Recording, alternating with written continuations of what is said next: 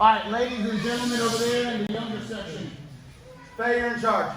I would like you guys. All right, so first and foremost, I wanted to express our immense gratitude and appreciation for each and every one of you.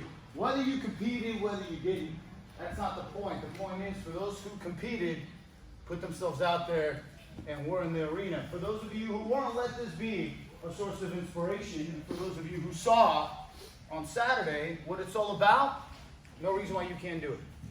It's not for everybody, and there's no pressure to do it, but I got to tell you that if you put yourself out there, no matter what the results are, you're going to come back more empowered, stronger, bigger, badder, faster, and way better than you were in the previous version of yourself.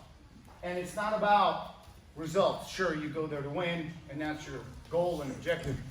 But what matters most is that you put yourself out there and just do your best. And even if you come up short, you get back up and keep moving forward. I'm a good example of that. I went out there and lost 3 times. Shouldn't have lost, but you know what? It is what it is. But for me, what is most important is that, to a certain degree, it's healthy for you guys to see me lose, to see how to overcome. Because on Friday, we got Fight to Win. That's a more grand stage than Saturday from the standpoint of who's watching and kind of, who's there. But that tournament on Saturday was kind of a more friendly, kind of not so friendly event. But you guys did it and you went out there. So for those of you who did, I congratulate you all.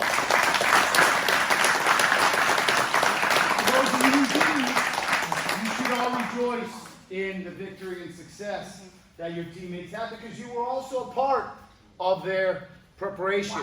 And I would like for you guys to just hear some words that I also read to the kids. And some of you may have heard it, some not. It's The Man in the Arena by President Theodore Roosevelt. And remember these words and think to yourself, especially for those who achieved the promotion.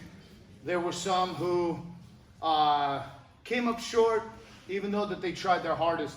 But remember this, it is not the critic who counts, not the man or woman who points out how the strong man or woman stumbles, or where the doer of deeds could have done them better.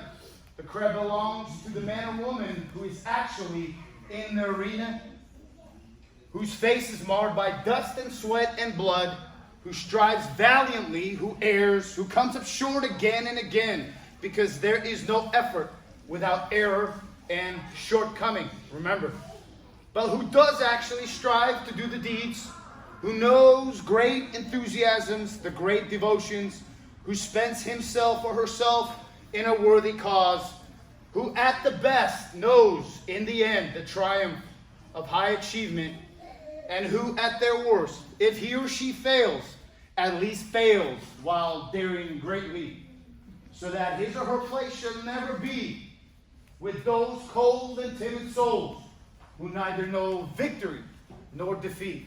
These are some incredibly powerful words. They never get old, and every time you hear them, you have to feel them. So I thank you all for believing in us. I thank you all for trusting us with your jiu-jitsu journey. We give our heart and soul to forge each and every one of you to the best version of yourselves with our bare hands, and we believe in you more than you believe in yourself. And it's important for you guys to know that. And if we didn't believe in you, we would never have you go out there unless we knew that you were ready, regardless of what your results are. So please congratulate everybody who was promoted.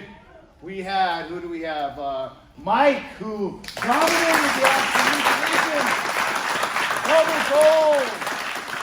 Ryan, who destroyed everybody in the Kurt, who dominated everybody with crazy testing. So, Kiara, against my loss, and these sad wife with 2 beautiful guillotines I've never seen her do before. Kiara was walking through the parking lot before we even open, I ran out there and gave her a flyer. I said, you know, we're opening up soon. You should come try to Jitsu. She looked at me like I'm crazy. And then all of a sudden, on the first day, she came in and started her journey. Had ups and downs, had to walk her off the ledge there a couple times because she had a hard time understanding that, you know, jiu-jitsu will introduce you to you, but she stuck with it. And then had a beautiful baby. Came back 2 weeks after giving birth because she really was motivated. Now it's time to come back. And she would have been one of our first blue belts. And I couldn't be more proud to have promoted her.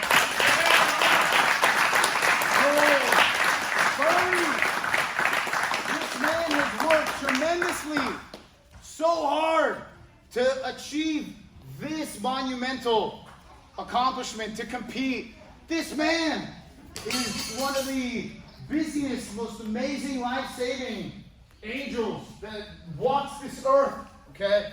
And he makes time to be here. He works sometimes 60, 70 hours a week. He makes time to be here. Jiu-jitsu is important for him. And it's very important for me, for Phil, for all of us to see him succeed. Congratulations. Hey, everybody.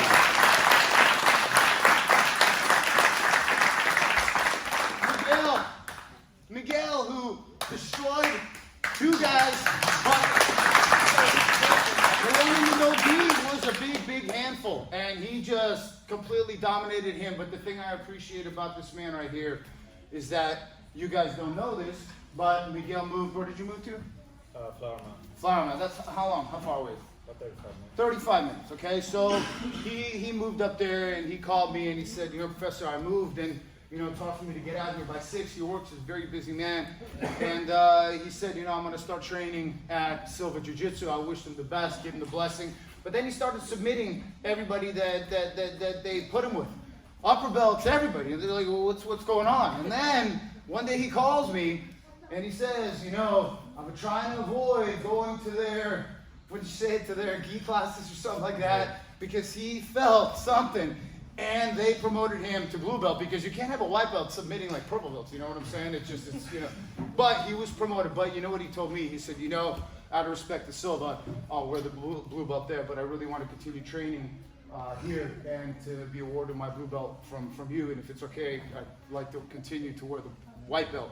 And to me, that just was one of the most flattering things I've ever experienced. So I thank you and congratulations.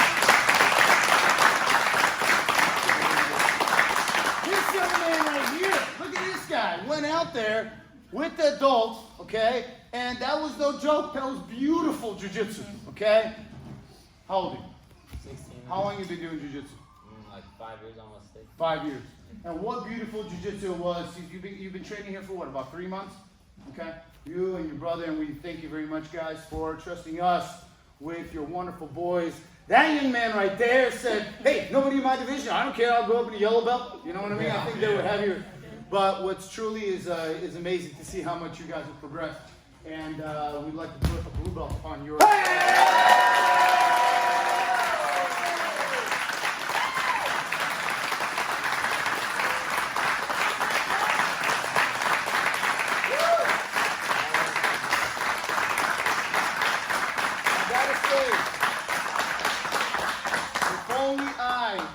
able to start jiu-jitsu at the age that he is, or even 10 years later, because I started a little bit later, 29, and now I'm, let's just say, not 29 anymore, but I can tell you one thing, that this young man is going to be, as long as you guys don't move anywhere, okay, is going to be one of our amazing black belts, and so will his brother, and we are truly very, very proud of you. Professor Philip, come on over here. I'm looking at that camera right there. Pull! I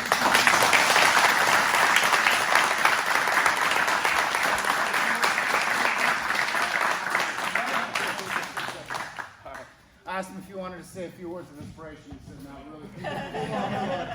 Until purple belt. Chris went out there, had tough matches, tough everything from A to Z. And as I was running up in one of his last matches, guess what he pulled off? He pulled off a step over Gregorian, and I just caught it on video. He had it on video, but couldn't be more proud of you. He did no deed.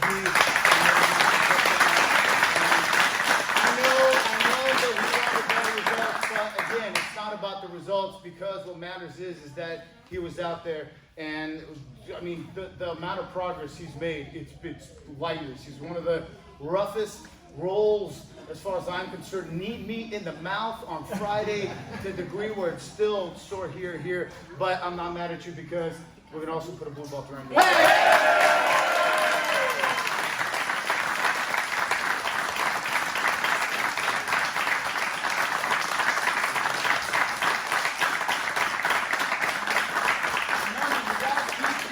White belts, keep every single belt you have, because it's important for you guys to be able to collect these as your journey progresses, so that you have them always to look back at and remember. Because, you know, I have my belts up there, and I remember pretty much every single one, and it's a very special thing for us to be able to create these memories for you guys. Ready? On the count of three, pull. 1, 2, 3, pull.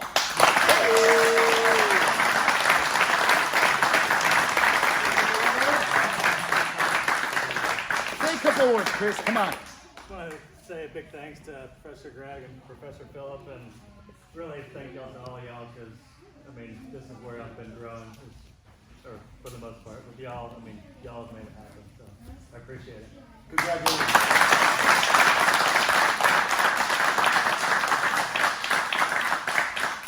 For those of you who were promoted, rejoice in this achievement. It happens only once in a lifetime, unless you're Miguel, and it kind of happens.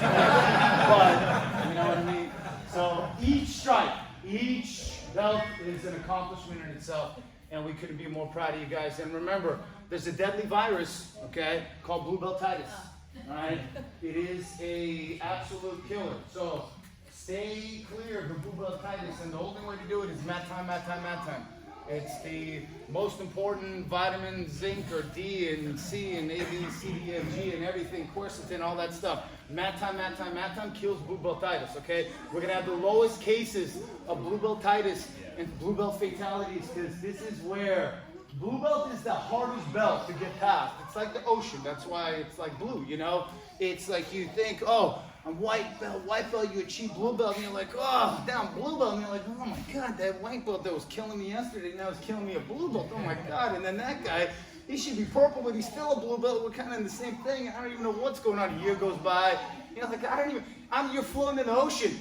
You're so far offshore, you can't see, you know, any you know, land behind you, around you. You're like on a raft of, like, you don't even know where you're going. And all you're doing is you're floating. But remember, you think you're floating, but we are pushing you towards the next level every single time you come train. So congratulations, everybody.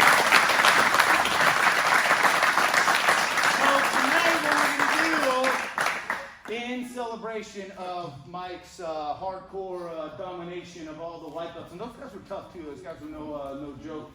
And I saw Ryan over there salivating, because he said that, you know, I didn't enter the absolute because I thought, you know, maybe it's good for Mike that he didn't. Yeah, you know, Ryan. I wasn't bad. Yeah, but, you know, we're going to do the straight arm lock from side control that Mike has had a lot of success with, and I'm going to show you guys how to effectively set that up, and it's going to be really good for you. So congratulations, everybody. Those on the line. Before you leave, I want to take a picture, make sure that if you got your medals, bring your medals and all that. If you don't, it's fine. I want to really capture this moment. It's very special. And it's going to be a wonderful memory. Because remember, I take a lot of photos. You guys may think it's annoying, but you know when it's not going to be annoying? In a year, 5, 10 years from now, when you're going to look back at these photos and you're going to look and you know what you're going to say?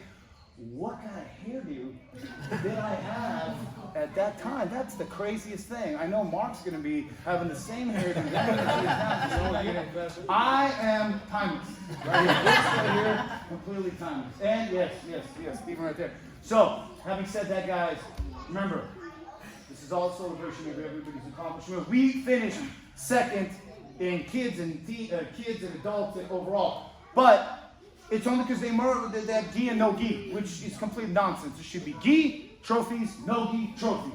We had nobody practically in no gi except Miguel and Chris, and I think that was about it, and Dane, you know, but aside from that, that was it. And they had everybody doing no gi. So all their points accumulated when gi was over. We were up 2 times as many points from second place, and then our points stopped. Theirs continued, and you know, so was the story. So, which is fine. It doesn't matter because for me, I know what we accomplished, and the results speak for themselves. So we get those trophies as well. And obviously, you know, we talked about how we definitely did it for Alex, and you know, we in loving memory of him. And I know he's watching us from up above, and making sure that everybody came by safe, and Byron as well. And you know, those are our Jiu-Jitsu guardian angels, so they enjoy the Jiu-Jitsu journey from a different perspective. Okay, guys. So having said that, breathing out through the mouth, in through the nose, and out through the mouth. All right. Thank you, guys.